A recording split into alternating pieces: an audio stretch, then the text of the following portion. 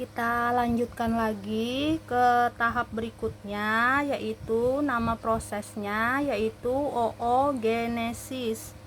Apa itu oogenesis? Oogenesis itu merupakan proses pembentukan sel kelamin pada perempuan, yaitu sel telur atau ovum.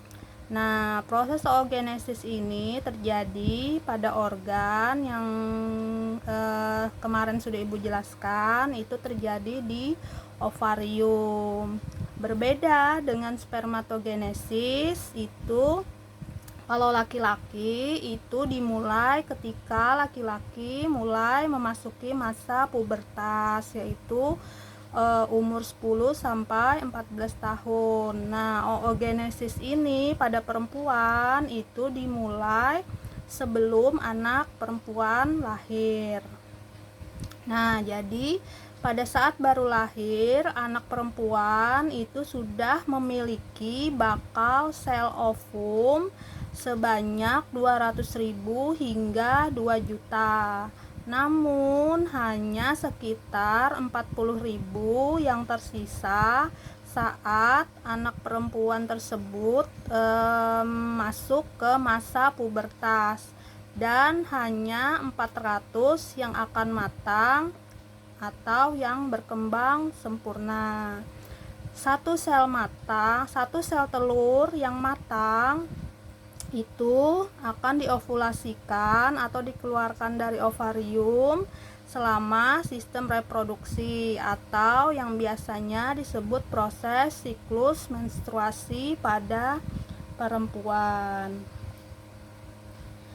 Nah, ini proses oogenesis. Nah, di sini sel oogenium.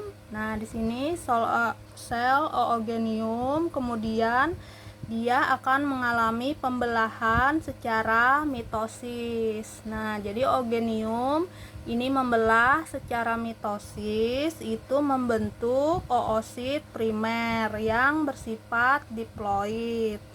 Nah, kemudian oosit primer ini mengalami pembelahan meiosis tahap 1. Nah, membentuk oosit sekunder. Kemudian oosit sekunder membelah lagi secara meiosis tahap 2. Nah, membentuk ootit. Kemudian ootit ini akan mengalami diferensiasi dan membentuk ovum.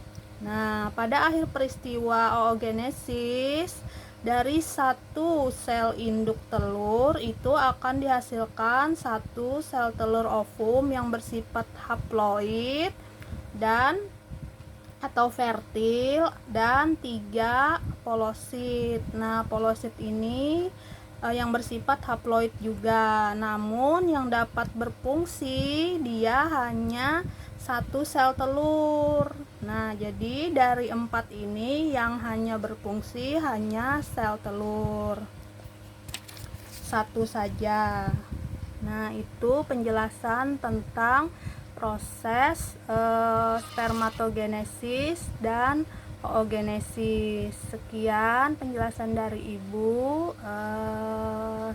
Terima kasih. Wassalamualaikum warahmatullahi wabarakatuh.